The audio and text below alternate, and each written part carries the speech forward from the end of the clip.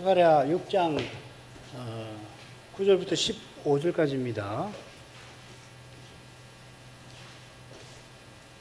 여호와의 말씀이 내게 임하여 이르시되 사로잡힌 자 중 바빌론에서부터 돌아온 헬데와 도비야와 여다야가 스바냐의 아들 요시야의 집에 들었나니 너는 이날에 그 집에 들어가서 그들에게서 취하되 은과 금을 취하여 면류관을 만들어 요사닥의 아들 대지상 요수아의 머리에 씌우고 구하여 이르기를 만군의 여호와께서 말씀하시되 보라 순이라 이름하는 사람이 자기 곳에서 돋아나서 여호와의 전을 건축하리라. 그가 여호와의 전을 건축하고 영광도 없고 그 위에 앉아서 다스릴 것이요 또 제사장이 자기 위에 있으리니 이 두 사이에 평화의 의논이 있으리라 하셨다 하고 그 면류관은 헬렘과 도비야와 여다야와 스바냐의 아들 헨을 기념하기 위하여 여호와의 전 안에 두라 하시니라. 먼데 사람이 와서 여호와의 전을 건축하리니 만군의 여호와께서 나를 너희에게 보내신 줄을 너희가 알리라. 너희가 만일 너희 하나님 여호와의 말씀을 청종할진대 이와 같이 되리라. 오늘 살필 말씀은 대지상의 금면류관과 성전을 건축할 순의 가지지요. 새싹이라고 할 수 있고 순에 관한 계시입니다. 이 대지상의 면류관과 이 순 기억하시겠지만 밤의 이상 중에 넷째 이상 장면에 함께 나오죠. 그 장면이 떠오릅니다. 순이라고 이름하는 사람이 자기 곳에서 돋아나서 여호와의 전을 건축하리라. 6장 2절의 말씀 역시 다섯째 이상을 비롯해서 첫째, 셋째 이상과 직접 관련이 되고 있습니다. 자, 이런 점에서 오늘의 본문을 스가랴가 보았던 밤의 이상에 맺은말로서 복원합니다. 아울러 오늘의 본문은 스가랴서 전체에서 중요한 한 단락 대목으로 볼 수가 있겠습니다. 먼저 줄거리를 보죠. 9절은 도입부가 되겠습니다. 10절, 11절 면류관을 만들어 대지상의 머리에 씌우라 하는 명령이고 그 다음 12, 13절은 순에 관한 여호와의 말씀입니다. 14절은 그 면류관을 전에 보관하라 하는 명령이고요. 15절은 성전 건축과 관련된 말씀입니다. 여호와께서 스가랴더러 면류관을 만들어 여호수아의 머리에 씌우라고 하십니다. 그런 다음 그 면류관은 은금을 낸 이들을 기념하기 위하여 여호와의 전에 두라 이렇게 되어 있죠.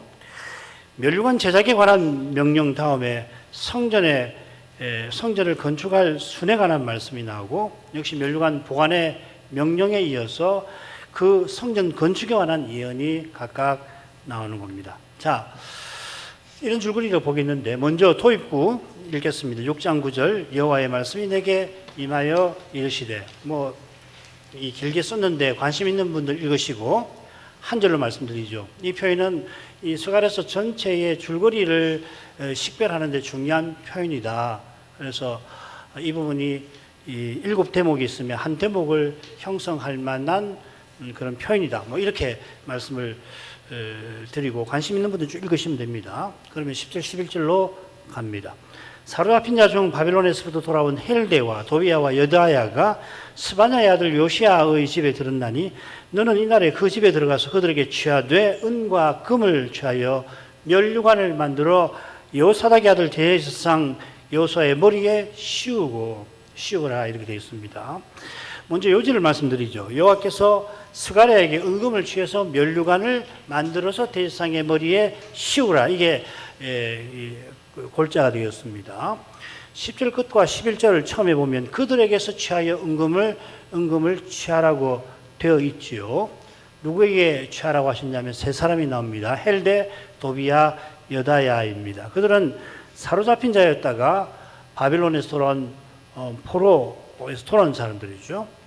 한글 개역은 이 세 사람이 요시야의 집에 들어온 것처럼 그렇게 번역을 해놨습니다만은 그게 아니고 스가랴가 이 세 사람에게 뭔가를 취하라 이렇게 되어 있습니다. 그게 은금이라는 게 11절에 나옵니다. 그리고 11절에 와서 세 사람에게 취해야 할 것이 그렇게 말씀드렸죠. 그래서 사역을 해보면 이렇게 됩니다. 사로잡힌 자 중 바벨론에서부터 돌아온 헬데와 도비아와 여다야에게서 취하고 이날에 스바냐의 아들 요시아의 집에 들어가라. 은과 금을 취하여 면류관을 만들어 여호사닥의 아들 대지상 요수아의 머리에 씌우라. 이 히브리 원문을 순서대로 번역하면 이렇게 됩니다. 도비아와 여다야는 스룹바벨과 함께 돌아온 그 포로 목록에 나옵니다. 에스라서에 나오죠. 여기 도비아는 느헤미야에 나오는 암몬 사람 도비아와는 다른 인물입니다. 그건 암몬 사람이라고, 이스라엘 사람인데 암몬 사람이라고 그렇게 되어 있고 원수죠, 그죠? 여다야는 제사장입니다. 도비아 가문 자손은 족보에서 가계가 확인되지 않은 가문 중 하나로 등장합니다. 이 포로 목록 끝에 보면은 어느 가문인지 판별이 안 되는, 100년도 안 됐는데 이런 일이 벌어지는 겁니다. 헬데는 다윗 장관 중 한 사람의 이름이지만 여기 헬데는 누군지 알기가 어렵습니다. 14절에 헬렘이 나오는데 역시 헬데라고 봐야 될 것입니다. 스가랴가 이 세 사람에게 은금을 취하고서 이날, 즉 은금을 취한 당일에 스바냐의 아들 요시야의 집에 들어가라 하십니다. 요시야, 그 열왕기 하에 보면 요시야 왕이 나오죠, 그죠? 똑같습니다. 히브리어로는 똑같은데 거기는 요시야라고 표기했고 여기 요시아라고 했는데 이름은 똑같습니다. 스가랴서에 이름이 한 번 더 나오긴 합니다만 그의 아버지가 스바냐라고 하는 것, 이 요시아가 포로에서 돌아온 인물이라고 하는 것, 그 외에는 뭐 달리 성경에 알려진 바가 없습니다. 여호와께서 요시아의 집에 들어가라 하신 것은 거기서 면류관을 만들게 하신 것 같습니다. 요시아가 관 만드는 은사가 있는 사람이었을까? 아니면 요시아의 집이 포로 귀환 때 가져온 은금을 보관하는 장소 중 한 곳이었을까?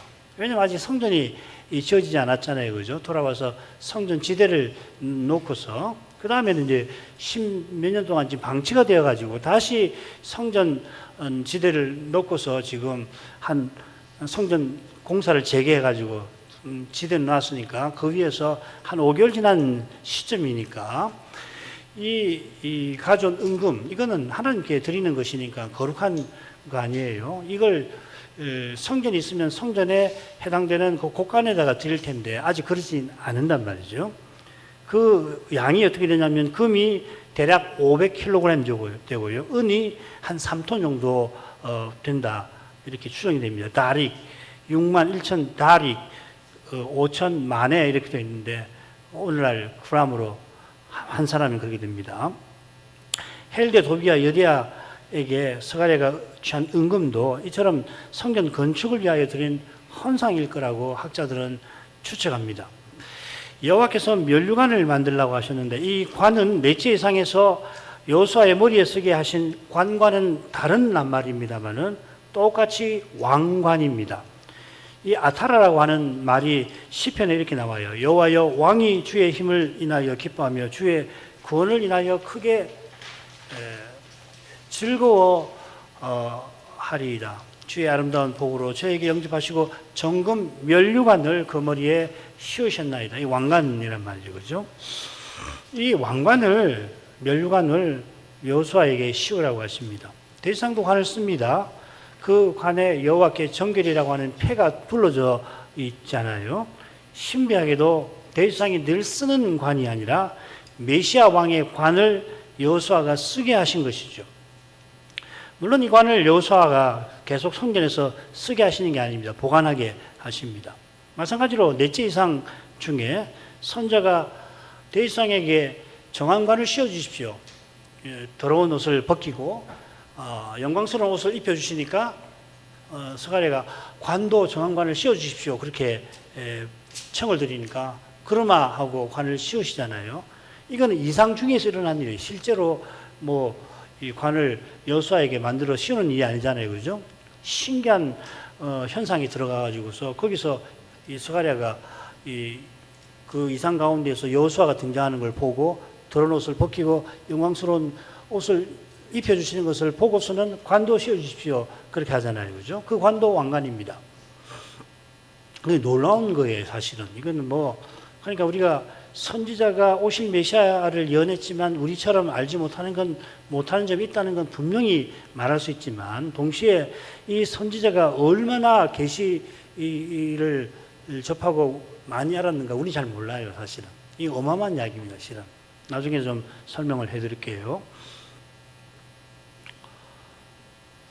이 이상 장면은 여호수아에게 네가 내 집을 다스릴 것이라 하는 여호와의 이어진 말씀과도 붙어 있죠.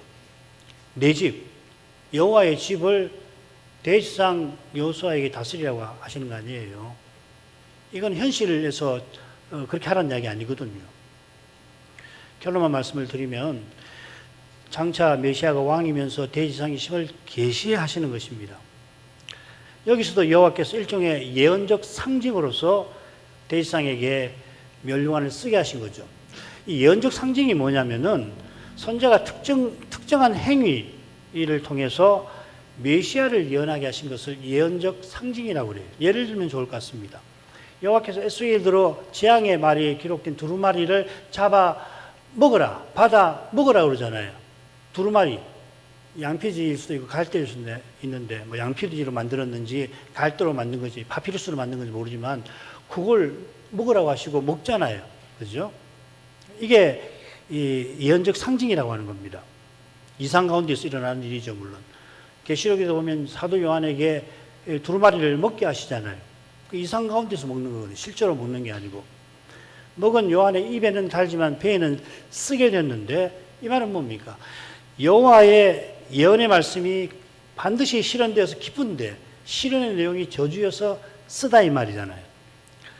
지금 스가랴가 여호수아의 머리에 멸류관을 씌우는 것도 예언을 담은 오실 메시아를 가리키는 행위 계시 같은 것입니다. 이 예언의 핵심은 모든 성경과 마찬가지로 메시아와 하나님 나라에 관한 겁니다. 성경 계시에서 이보다 분명하고 근본적인 진리가 없습니다. 아마 뛰어난 학자는 매우 엄밀한 연구와 철저한 논리 전개를 통해서 이 예언적 상징이 메시아에 관한 것임을 입증하려 할 것입니다. 제가 스가랴서를 용감히 자주 인용한 이번에 메리스 클라인이라고 하는 출중한 구약 신학자가 있는데, 사지는 마시고요. 꼭 보고 싶으면 사시고, 혹시 도서관 가서 이 책을 보시면 한번 몇 장만 읽어보십시오. 아무데나 펴가지고 한 두 장만 다 읽어보십시오. 이게 학자구나. 신학자라는 사람이 얼마만큼 연구하는가, 계시의 말씀을 어느 수준까지 깊게 성찰하고 연구하는가 금방 아실 거예요. 한 두 장 읽어도 굉장히 어려우실 거고요. 학자들은 그렇게 하겠죠. 가급적 이런 학자의 연구 결과를 도움받아서 말씀 사역자는 구약에서 오실 메시아를 깨달아 전할 것입니다. 요한은 인생이 성신의 감화를 받아서 그 은사와 소명에 따라 깨닫는다 하더라도 깨닫는 바가 진리에 충만한 내용에서 얼마나 되겠습니까? 그 출중한 신학자도 예외가 아닐 겁니다. 그럴지라도 오직 그리스도를 힘써 전하고 받으면 족한 겁니다. 지금 여기서. 그리스도를 전하지 않냐면 다른 모든 내용은 우리의 믿음과 행위에 아무 소용없을 거예요. 성신께서 감화하셔서 그리스도를 깨닫게 하시면 깨닫게 하신 만큼 힘써 전할 것입니다. 이런 교훈에 비추면 이어 나오는 내용은 너무나 자연스럽지 않습니까? 여호와께서 느닷없이 순을 언급하시는 게 아니라 당연히 언급하시는 거라고요. 읽겠습니다. 고하여 이르기를 만군의 여호와께서 말씀하시되 보라 순이라 이름하는 사람이 자기 옷에서 돋아나서 여호와의 전을 건축하리라. 그가 여호와의 전을 건축하고 영광도 얻고 그 위에 앉아서 다스릴 것이요 또 제사장이 자기 위에 있으리니 이 두 사이에 평화의 의논이 있으리라 하셨다 하고, 이게 갑자기 왜 순이 나오는가? 그럴 수 있는데요. 사실은 순이 오실 메시아를 가리키는 걸 생각하면 너무나 자연스러운 겁니다. 느닷없는 게 아니에요, 이거는. 구약 성경이 그렇습니다. 우리가 해석을 못해서 그렇고, 우리가 여전히 미련해서 구약 말씀을 읽어도 이게 뭔 말씀이지? 그렇게 하지만 깨닫게 하시면은, 이거 메시아와 하나님 나라에 관한 거구나. 교회에 관한 거구나. 레기 예를 들면 그렇잖아요. 이제 우리 교우들은 이제 레기를 그래도 좀 더 편하게 읽어 가실 수 있는데, 성경 읽을 때 창세기, 출애굽기, 하고 출애굽기 끝에 25장부터 성막 건축의 이야기가 나오면은 좀 흥미는 있지만은 뭔 말인지 알쏭달쏭하다가 레위기 오게 되면은 이게 뭔 말씀이지? 이렇게 되기 쉽지만은 사실은 다 깨닫게 하시고 그러면 이 오실 메시아와 하나님 나라에 대한 거구나. 제사제도라고 하는 것이 결국은 이 하나님 나라와 메시아에 대한 그 예언이구나. 알잖아요. 구약이 그렇습니다. 그래서 예수님은 모든 성경이 내게 대하여 증거하는 거라고 말씀하셨잖아요. 모든 성경이 내게 대하여 증거한다고 그랬습니다. 구약 성경에서 어떤 부분이 나를 예언한다는 정도의 말씀이 아니에요. 그 말씀. 그렇죠? 모든 성경이 내게 대하여 증거한다고 그랬지, 구약에 39권이 있는데 39권이 거기서 부분적으로 나를 예언한다. 그 말씀 아니거든요. 예전에 제가 다니던 교회에서 장로고시가 있어서 장립되신 분이 이제 교단에서 치르는 장로고시를 치고 와서 이제 목사님이 와서 치고 왔습니다. 목사님 어떻습니까? 어떤 건 쉬운데 어떤 건 어렵습니다. 그 문제 중에 구약 성경 중에서 메시아를 예언하는 성경 5권을 쓰라고 했는데 제가 아무리 생각해도 4권밖에 못 썼습니다. 그러니까 그때 우리 목사님이 아무거나 쓰면 되는데 이게 사실은 굉장히 웃을 수 있는데 정말이에요. 실제로 그렇습니다. 아무거나 쓰면 되거든요. 창세기, 출애굽기, 레위기, 민수기, 신명기 5개만 써도 되고 다 써도 어떤 성경이도 마찬가지예요. 자, 맞는데 실제로 성경 읽으면 그렇게 되냐 이 말이에요. 그게 중요하잖아요. 그래서 아까 신학자 글을 읽어보시라고 그랬잖아요. 혹시 좀 보십시오. 그래서 조금 인내를 갖고 한 페이지 읽는데 한 10분 걸릴 수도 있습니다. 한번 읽어보십시오. 뭔 말을 하는지 스가랴 썼는데 그죠? 여러분 이미 다 배웠잖아요. 한번 읽어보십시오. 이게 신학이라는 게 어마어마한 학문이구나. 성경의 내용이라는 게 이렇게 깊구나 하는 걸 느낄 수가 있는데 중요한 거는 결국 그리스도를 깨닫는 게 중요한 거라고요. 성경 읽을 때. 그리스도를 발견 못했는데 구약 읽었다고 하는 게 무슨 의미가 있냔 말이에요. 그렇잖아요. 신약은 어떻습니까? 신약은 예수님 이야기도 있고 예수님의 십자가 부활에 관한 사도들의 해석이 서신에 있으니까 쉬울 수 있지요. 그게 아니고 참으로 그리스도의 음성을 들을 수 있냔 말이죠.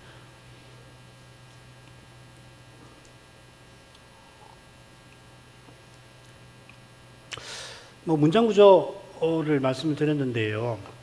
이건 조금 말씀드려야 되겠습니다. 이 부분은 9절 처음에 걸려 있습니다. 여호와의 말씀이 스가랴에게 임했으니까 이건 여호와의 말씀의 내용이죠, 그죠? 10절에서는 관에 관해서 명령하시고 이제는 여호수아에게 전할 말씀을 스가랴에게 알려주시는 겁니다. 그러니까 12절에 고하여 이르기를 할 때 누구한테 고하라는 이야기냐면은 그에게 여호수아에게입니다. 이게 빠져 있습니다. 여호수아에게 전할 말씀이 만군의 여호와께서 하신 데에서 13절 끝자락에 하셨다 하신 데까지가 되겠습니다. 13절 끝에 하고는 12절 처음에 고하여 이르기를 하고 이어집니다. 요거는 어떻게 하시냐면요. 성경에서 이 구절을 연필로 여기 딱 이어 주십시오. 요까지가 이 내용이구나. 여기서는 요까지구나. 이렇게 하면 나중에 읽으실 때 이 내용은 여기에 해당되는구나. 요거는 여기에 해당되는구나. 아실 수가 있거든요. 이 설명드리면 그렇겠구나 싶어도 혼자 읽으실 때는 이 혼동될 때가 많아요. 이게 이제 어순이 우리말 어순이 특이해서 그런 것이거든요. 그다음 만군의 여호와께서 말씀하시되 이건 한마디 말씀드릴게요.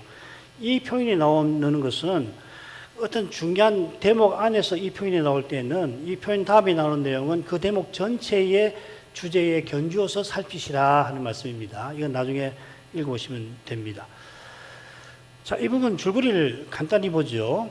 대지상 여호수아에게 멸류관을 쓰게 하셨죠. 순이 자기 곳에 도달합니다. 순이 건축을 합니다. 그 다음 다시 순이 성전을 건축하고 영광을 얻습니다. 그 다음에 순이 자기 위에 앉아 다스립니다.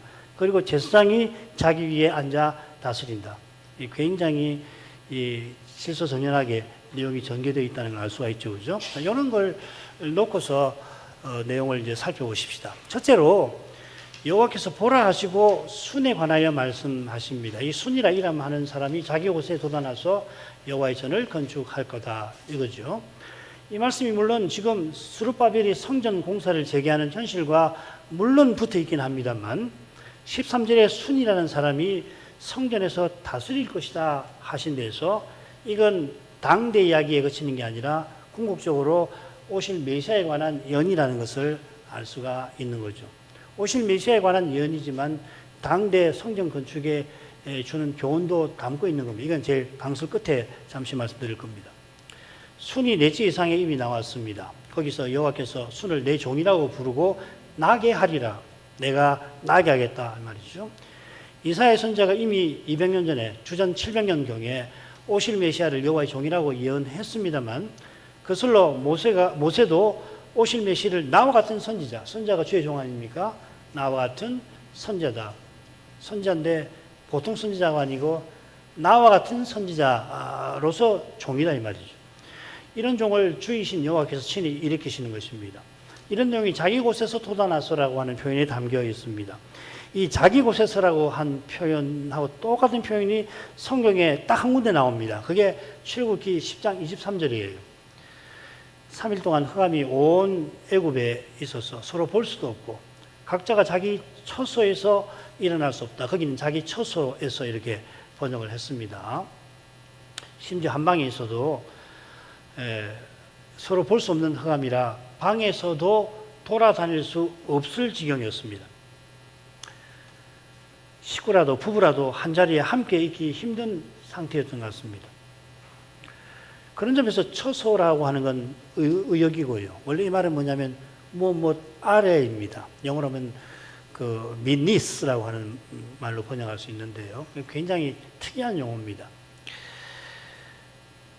서로 방해되지 않게 지내는 그런 자기의 자리를 가리키는 것 같습니다. 이걸 참조하면 순이 자기 곳에서 돋아난다는 표현은 이 다윗의 사순이신 메시아가 다윗의 뿌리라고 하는 말씀이 생각납니다.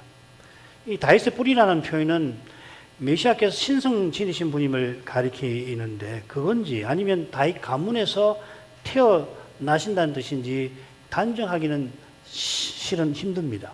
그렇지만 무척 신비한 분위기가 이 표현에 담겨 있는 것은 분명합니다. 이 신비에 관하여 이미 이사야가 아기로 오시는 메시아께서 전능하신 하나님이시라고 예언했고 다윗도 자기 후손을 나의 주 하나님 신성 가지신 분이라고 고백했습니다. 스가랴의 표현이 이런 신비한 내용을 담고 있다고 단정하지 못하더라도 우리는 메시아께서 다윗의 후손으로 오시는 그 일이 하나님이 사람 되신 일임을 확고하게 고백합니다. 왜냐하면 성경 다른 곳에서 충분히 입증이 되고 뿐만 아니라 그분이 실제로 그렇게 성육신 하셨으니까요.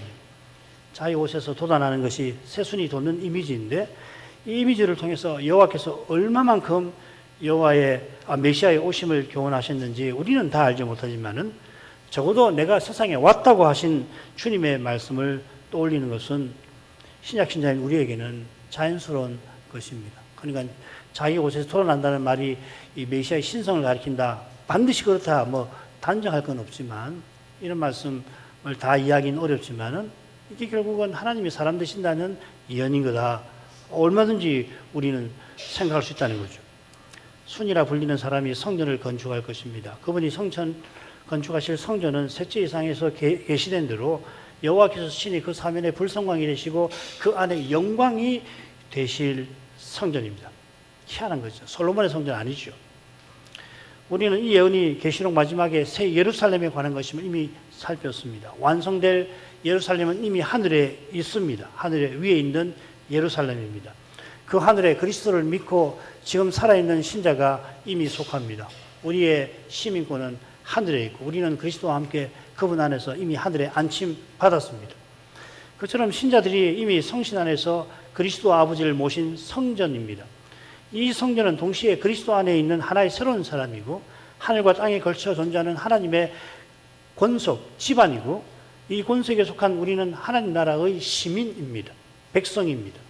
구약 성경에 구약 역사에 등장하는 우리의 군을 가리키는 중요한 이미지와 표상들은 결국 성신께서 그리스도의 영으로서 교회와 신자에게 내주하시는 사실, 그리스도께서 성신으로 우리 각각 안에 사시는 사실, 우리가 성신으로 그리스도를 통해서 아버지께 나아가는 사실과 붙어 있는 거겠죠. 이런 거룩하고 신비한 내용이 순의 성전 건축 예언에 담겨 있는 것입니다. 이게 믿음의 내용입니다. 이게 신앙한다는 뜻이기도 합니다. 우리가 그리스도를 하나님을 믿는다고 할 때 실질적으로 이 신비를 맛보는 것이거든요. 믿음은 보지 못하는 것에 증거라는 말이 그 말 아닙니까? 13절에서 그가 정령하시며 여호와의 전을 건축할 것이라고 여호와께서 다시금 말씀하십니다. 12절 후반절과 사실상 똑같은 표현인데 정령 그가, 틀림없이 그가 이 말이겠죠. 성령 건축이 메시아의 사역이라는 걸 강조하시는 것입니다. 강조하시는 이유가 즉 여호와의 종께서 영광도 없고 그 위에 앉아 다스리시는 사실에 있습니다. 이 사실은 모세 경륜에서는 상상도 못할 일인 것입니다. 주님 오실 때까지 모세 경륜이 시행되는 시기지요. 예적이라고도 표현합니다. 그때까지 오실 메시아의 그림자인 세 직분을 한 사람에게 주시지 않습니다. 얼른 모세가 세 직분을 가진 셈이지만은 아직 이스라엘에 왕직이 없을 때입니다. 모세처럼 레위인인 사무엘이 사사이면서 선자였지만 제상은 아니었습니다. 다윗도 왕이면서 선자였지만 역시 제상은 아니었습니다. 선지자 직분은 왕직이나 제상직과 겸전되고 했습니다. 금방 말씀드렸죠, 그죠? 그러나 선지자 직분과 제사장 직분과 왕직은 겸전되도록 허락하지 않으신 것입니다. 제사장 직분입니다. 그런 점에서 성전을 정결케 했던 마카비 가문이 아론 가문이 아닌데도 대제사장직을 결국 취하더니 급기야는 왕직까지 취한 일은 매우 잘못된 일입니다. 이게 중간기 역사에서 주목할 만한 몇 가지 사건 중에 하나거든요. 이게 이스라엘이 얼마나 타락하게 되는가 하는 것을 가장 여실히 보이는 겁니다. 실은 마카비 가문이 성전을 회복시킨 수전절이 그렇게 생겼잖아요. 안티오 에피파네스가 성전을 그 돼지 피를 단에 뿌릴 정도로 더럽혔잖아요. 그걸 다 쫓아내버리고 성전을 깨끗하게 한 공로가 있는데 그 가문에서 이런 엄청난 잘못을 범한 겁니다. 그 이유가 뭐냐면 메시아께 있는 겁니다. 이 세 직분이 각각 오실 메시아 예표지요. 그처럼 메시아께서 오셔서 세 직분을 가지실 겁니다. 마카비 가문의 잘못은 오실 메시아를 가리켜야 할 그 그림자가 감히 그분을 가리는 데 있는 것입니다. 돌려 생각하면 지금 여호와께서 대제사장 여호수아에게 베푸신 말씀은 특히 영광도 있고 그 위에 앉아 다스릴 일은 여호수아에게 해당하지 않고 여호수아가 그림자로서 가리키는 메시아께 해당합니다. 영광도 없고 라는 말은 오실 메시아가 왕의 영광을 입으실 것을 가리킵니다. 메시아께서 그 보좌란 말이죠. 위라는 말은 그 보좌라고 번역해도 됩니다. 보좌에 앉아 다스리실 것입니다. 이사야는 다윗의 위라고 부르는데 계시록은 그 보좌가 하나님의 보좌이며 동시에 어린 양의 보좌라 하였습니다. 하나님과 어린 양의 보좌가 과연 어떤 것인지 직접 보지 않고서는 헤아리기 힘든 신비가 거기 있을 겁니다. 주님께서 자기 위에 오르실 거라 하고는 또 제사장이 자기 위에 있으리라 여호와께서 계시하십니다. 이 제사장이 수가랴 시대의 대제사장이 아닌 것은 자기 위에 있을 사실에서도 드러납니다. 자기 보좌. 성막의 성전에 제사장의 보좌가 어디 있습니까? 대제사장의 보좌 없지요. 이는 여호수아 대제사장에게 멸류관을 서게 하셨지만 그 위에 관을 성전에 보관하게 하신 데서도 암시됩니다. 자기 보좌에 앉을 제사장은 여호수아가 가리키는 오실 메시아이십니다. 순이 앉을 그의 위나 제사장이 앉을 자기 위가 얼른 읽으면 두 개가 있는 것처럼 보이지만은 새 예루살렘 성이 지성소이고 그 성에는 심지어 하나님과 어린 양의 한 보좌가 있을 것입니다. 구약 선지자가 멀리서 두 산이 겹쳐 보이듯이 여호와 예수님의 초림과 재림에 관해서 한꺼번에 예언할 수밖에 없듯이 반대로 메시아가 왕과 대제사장으로서 자기 보좌에 앉으실 것인데도 왕직과 제사장이 엄격히 구분되는 구약 경륜의 관점에서는 마치 메시아의 보좌가 둘인 것처럼 말하는지도 모르겠습니다. 이는 역대상의 다윗 언약에서도 이런 내용이 드러나요. 역대상 17장 14절입니다. 내가 영영이 그를 다윗의 후손을 내 집과 내 나라에 세우리니 그의 한 우위가 영원히 경고하리라 하셨더라. 여호와께서 다윗의 후손을 여호와의 집, 성전이죠. 그리고 여호와의 나라에 세우실 것입니다. 다윗의 후손은 여호와의 전과 나라에서 여호와를 섬기는 그분의 종입니다. 그런데 그분의 위는 하나입니다. 이 역대상은 기록된 연대가 스가랴보다도 후대입니다. 이걸 꼭 기억하셔야 됩니다. 포로에서 돌아와서 한참 지나서 역대상하의 기록 연대를 추적할 수 있는 게 족보에 나오는데 주전 한 430년 이전일 430년쯤 될 거예요. 그러니까 스가랴가 지금 계시받은 때보다 90년 이후에 이 역대상이 기록이 됐다는 이야기죠. 그죠? 이게 참 중요합니다. 그래서 사무엘하 7장하고 역대상 17장하고 비교해 보면은 살짝 달라요. 가장 다른 게 바로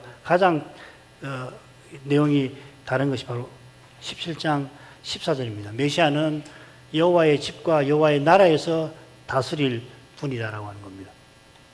계시가 발전하는 거죠. 그죠? 이어 이 두 사이의 평화의 은운이 있으리라. 이 둘이 무엇 혹은 누구냐를 살펴야 합니다만은 복잡한 논이 다 생략하고요. 결론만 말씀드릴게요. 이 둘은 여호와와 메시아로 보셔야 합니다. 두 보좌를 가리키는 것 같지만 한 보좌이듯이 자기 보좌에 앉아 다스릴 주님께서 또한 제상입니다. 두 보좌나 두 직분이 이 둘을 가리키지 않는 것 같습니다. 여호와 하나님과 메시아 사이에 평화의 약정이 있을 것이다. 이 언약은 영혼 가운데서 성부와 성자께서 성신 안에서 맺으시는 약정이라 우리 개혁파 신학은 늘 그렇게 해석을 합니다. 이 언약을 가장 생생하게 보여주는 것이 여호와의 종께서 십자가 지기 전에 아버지께 드리는 기도에 이렇게 나옵니다. 아버지여, 창세전에 내가 아버지와 함께 가졌던 영화로서 지금도 아버지와 함께 나를 영화롭게 하옵소서. 메시아께서 성자로서 창세전, 즉 영원한 가운데서 아버지와 함께 가지시는 영광을 지금 언급하십니다. 이 영광은 성자께서 아버지의 원대로 십자가 달리시는 것과 딱 붙어 있습니다. 영광의 핵심의 내용은 이겁니다. 아버지와 아들이 성신 안에서 이 십자가에 관해서 영원한 가운데서 함께 정하신 것입니다. 아버지께서 성신 안에서 이 뜻을 드러내실 때 성자께서는 드러내신 그 뜻을 받드신 겁니다. 아버지께서 자기 영광을 드러내시고 성자도 성신 안에서 이렇게 드러내신 것이라 함께 가진 영광이라고 표현을 하는 것 같아요. 아버지께서 십자가 안에서 아들에게 뜻을 보이시니까 아버지께서 영광을 드러내시는 거 아니에요. 그 드러내신 뜻에 대해서 아들이 순종하나이다 하고서 자기를 드러내시는 거거든요. 아버지와 아들의 뜻이 일치가 되지 않습니까? 이게 함께 가지신 영광의 의미라고 믿습니다. 이 영광의 내용이 개혁신학에서 말하는 소위 구속 언약, 이 라틴 말로 하면 팍툼 살루티스 이렇게 되는데 이걸 구속 언약이라고 번역을 합니다. 이걸 하면 covenant of redemption 이렇게 번역을 하는데 팍툼이라는 말은 언약이라는 말이고요. 살루티스라는 말은 이 구원이라는 말인데 구속이라고 번역을 우리말은 영어도 그렇습니다만 구속 언약이라고 말하는 겁니다. 자, 이것은 하나님이 사람과 맺으신 언약, 창조 언약과 은혜 언약과 달리 삼위 안에서 맺으신 것입니다. 그러니까 아버지와 아들이 성신 안에서 맺으신 언약이죠. 이 언약의 내용을 가장 놀랍게 표현한 것이 하나님이 우리를 위해서 자기 아들을 아끼지 않고 내어주심이 되겠습니다. 이 약정이 있을 것이라 했습니다. 우리는 시간에 갇혀가지고서 부득불 영원 전이라고 말할 수밖에 없잖아요. 우리는 사람이라 생각을 하려면 항상 시간이라고 하는 걸 놓고 써야 되거든요. 사람의 사유 자체가 시간 안에서 이루어진다고 하는 거 아니에요. 이게 칸트의 아주 유명한 논변 중 하나인데 하나님은 영원하신 분이라 영원히 예정하시는 거예요. 시간과 공간을 벗어나면은 사유도 못하고 말도 못하는 우리에게는 하나님이 정하시고 나중에 이루신다. 정하시고 이루시는 순서가 당연하죠. 이건 논리적 순서라고 할 수 있습니다. 그러나 시간적 순서는 물론이고 논리적 순서마저도 하나님의 영원한 작정을, 하나님의 영혼을 규정하지 못하는 법이에요. 개혁신앙에서 예정의 순서를 두고서, 그러니까 예정의 순서니까 예정 안에서 이루어지는 타락 전 선택, 타락 후 선택이 갈리죠. 그러니까 여기 타락은 아담이 타락한 그걸 말하는 게 아니고 실제로 하나님이 예정하실 때 사람의 타락을 선택 이후에 일어나도록 정하셨느냐, 선택 전에 일어나도록 정하셨느냐, 이걸로 갈려요. 이걸 전택설, 후택설이라고 하고, 영어는 뭐 대단히 어려운 영어로 쓰여있죠, 그죠? 수프라랍사리아니즘, 인프라랍사리아니즘, 이렇게 영어도 무척 어렵습니다. 근데 이 이론들이 왜 생기냐면, 유한한 인생의 사유 때문에 생기는 거고, 또 이 둘은 충돌을 하는 거죠. 하나님 말씀은 뭐 충돌할 게 없잖아요. 같은 말씀을 가지고 이 사람은 전택설, 이 사람은 후택설을 말하는 것이죠. 사람이니까 그럴 수밖에 없어요. 삼위 하나님께서 영원한 가운데에서 정하시고 이루십니다. 중요한 것은 이런 데서 드러나는 하나님의 절대적 주권이고 아울러 죄인을 구원하신 하나님의 거룩한 사랑입니다. 117쪽 우리 찬송 드렸는데 바로 이걸 찬송하는 거 아니겠어요? 그 다음으로 가죠. 14절. 그 멸류관은 헬렘과 도비아와 여다야와 스바냐의 아들 헨을 기념하기 위하여 여호와의 전 안에 두라 하시니라. 여호와께서 멸류관을 여호수아에게 쓰게 한 다음 성전에 보관하라 하십니다. 이는 헬렘, 도비아, 여다야, 스바냐의 아들 헨을 기념하기 위함이라 이렇게 번역되어 있습니다. 짝을 이루는 부분에서 네 사람이 나왔는데 여기도 네 사람이 나오지만 두 사람 이름이 다르게 표기되었으니까 가장 자연스러운 것은 표기가 다른 두 사람이 동일이라 하는 거겠죠. 당황스럽게도 그 멸류관은 복수형이고요. 그 명사의 동사는 단수형입니다. 이게 참. 그래서 어떤 영역본 보시면은 그 멸류관들, crowns, the crowns 이렇게 복수가 되어 있고 어떤 데 보면은 그냥 the crown, 그 멸류관이라고 되어 있을 겁니다. 여러분 성경하고 보시면은 확인해 보세요. 아울러 네 사람을 기념하는 것인지 네 사람에게 기념이 되게 하는 것인지 해석이 얼마든지 갈립니다. 중요한 것은 멸류관을 성전에 두라 하신 명령일 겁니다. 성전에 두는 것은 그것이 거룩한 것임을 가리키겠죠. 이는 이 멸류관에 관한 말씀에서 우리가 이미 확인한 셈입니다. 오실 메시아를 가리키는 것이니까요. 그 거룩한 내용을 고려할 때 멸류관을 만드는 일에 헌상한 이들을 기념한다. 이건 아무래도 어색합니다. 저는 그 사람들을 기념한다. 이상해요. 다만 헌상한 그들을 위하여 그들이 멸류관에 담아두신 거룩한 약속을 기억하게 하신 것이다. 기념하게 하시는 것입니다. 그럴지라도 멸류관들과 단수형 동사의 관계는 여전히 난제입니다. 아무리 생각해도 저는 풀지를 못했습니다. 넘어가겠습니다.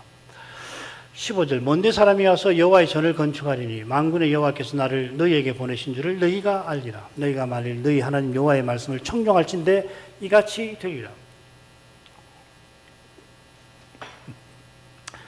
즉 메시아께서 성전을 건축하실 거라 했는데 이번에는 먼데 사람들이 건축할 것이라 하십니다.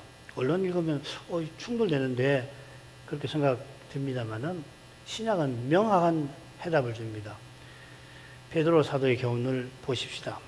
우리가 산돌이신 그리스도께 나아가 산돌들이 되어 신령한 집 성전으로 세워져 가고 있습니다. 여호와께서 이방인이 한 권속 한 시민이 되고 유대인과 함께 한 성전으로 지어져 가는 일을 예언하시는 것입니다. 스가랴 2장 11절. 그날에 많은 나라가 여호와께 속하여 내 백성이 될 것이요 나는 그 가운데 가리라. 그들이 성전이 될 거다 그 말이죠. 방금 인용한 9절 하반절 2장 11절 하반절 네가 만군의 여호와께서 나를 네게 보내신 줄 알리라 하는 말씀처럼 만군의 여호와께서 나를 너희에게 보내신 줄을 너희가 알리라 덧붙이십니다. 이방인도 유대인과 함께 여호와께 가까이 나아가는 그날에 여호와께서 자기 종을 친히 보내신 사실이 계시될 것입니다. 이게 요한복음에서 예수님이 그토록 자주 말씀하신 거죠. 아버지께서 나를 보내신 줄 알 것이다. 알라. 이 사실을 깨닫는 이는 메시아를 믿는 사람입니다. 이런 내용이 물론 평화의 약점과 붙어 있습니다. 참된 믿음은 예수께서 하나님의 아들 그리스도이심을, 여호와의 종이 되신 여호와이심을, 사람 되신 하나님이심을 믿는 것입니다. 그처럼 이 믿음은 여호와의 말씀을 청종하는 것입니다. 성경 공사가 재개되고 5달이 지난 이 시점에 여호와께서 오실 메시아가 영원한 성전을 세우고 심지어 거기서 다스릴 영광스러운 미래를 그들에게 가르치십니다. 이는 여호와께서 친히 말씀하신 대로 이루실 것을 천명하시는 것입니다. 그 말씀을 청종하는 거기서 말씀은 이미 실현되어 갑니다. 스가랴 시대로부터 500년이 더 지나서 메시아를 보내시고 메시아를 보내셨는데 다시 오실 때까지 2000년이 지나도 아직 안 오셨습니다만, 그런 점에서 여호와의 약속은 아직도 완전히 실현되어 있지 않습니다만은, 그런데 이 말씀을, 스가랴 입에서 나온 이 말을 듣는, 청종하는 일이 그 시대의 사람들이 청종한다면 그 청종한 그것이, 그 말씀이 이미 실현되어 나가는 과정이라 하는 말씀입니다. 이해가 되시죠? 그죠? 청종하는 이들을 통해서 메시아 보내시는 일을 친히 이루시는 것입니다. 말씀을 청종하는 것은 당장 눈앞에 보이는 것으로 행치 않고 때로는 영영 이루어지지 않을 것 같은 그분의 약속을, 예수 그리스도는 틀림없이 다시 오신다. 어떤 때는 참 안 믿기거든요. 정말 예수님 다시 오시는 건가? 그러나 그 약속을 믿고 바라게 하십니다. 그 길은 물론 쉽지는 않습니다. 그러나 거기서 여호와께서 친히 말씀을 이루십니다. 말씀의 빛 가운데에서 내가 친히 이루는 나의 신실한 영광을 보아라 하시는 것이죠. 우리는 욥기에서 19장에서 욥이 나의 구속자가 살아계시니 내가 내 육체 가운데에서 그분 뵙기를 외인처럼 하지 아니할 거라 하는 그 고백에서 여호와의 신실한 영광을 보지 않습니다. 말씀은 있는 것입니다. 하나님께서 말씀하시는 것입니다. 그리스도를 통해서.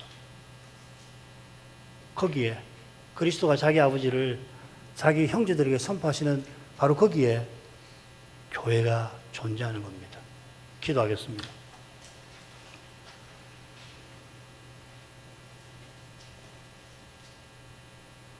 거룩하신 아버지, 여호와께서 스가랴 선지자에게 밤의 이상들을 보이신 후에 그와 그의 말씀을 듣는 백성들에게 그 시대의 현실을 능히 식별하고 그 도전을 이기고 나갈 말씀을 베풀어 주셨나이다.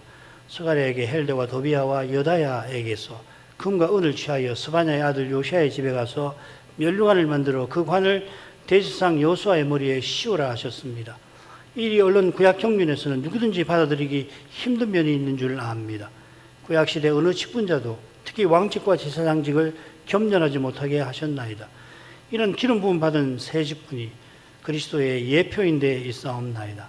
이런 점에 이미 여호와께서 밤의 이상을 통하여 특히 넷째 이상에서 대제사장 여호수아의 더러운 옷을 벗기고 영광스러운 옷을 입히실 뿐 아니라 선자의 청을 받아 정한 관을 씌워 주실 때 여호수아가 예표하는 메시아께서 왕이시며 대제사장이실 뿐 아니라 선자이심을 계시하여 주셨사옵나이다.